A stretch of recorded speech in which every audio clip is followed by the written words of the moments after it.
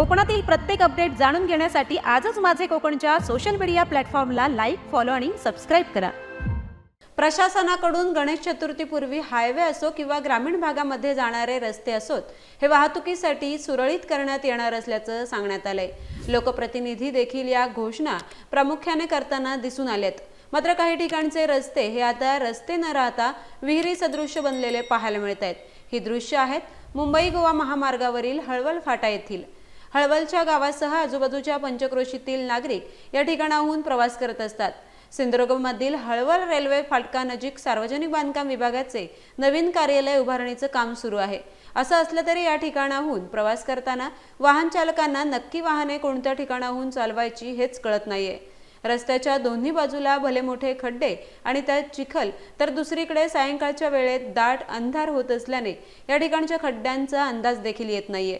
त्यामुळे या ठिकाणी हायमास्टची देखील मागणी केली जाते। गेल्या अनेक वर्ष ही मागणी केली जात असून तरी देखील याकडे प्रशासन आणि लोकप्रतिनिधी देखील दुर्लक्षच करत असल्याचं दिसून येतंय। तर याच ठिकाणाचा रस्ता हा मोठ्या प्रमाणात खचलेला देखील असल्याने या ठिकाणी धोका उद्भवण्याची शक्यता नाकारता येत नाहीये। त्यामुळे गणेशोत्सवापूर्वी हा रस्ता प्रशासन आणि लोकप्रतिनिधी लक्ष देऊन सुरळीत करतील काय, असा सवाल वाहन चालक आणि नागरिकांमधून केला जातोय।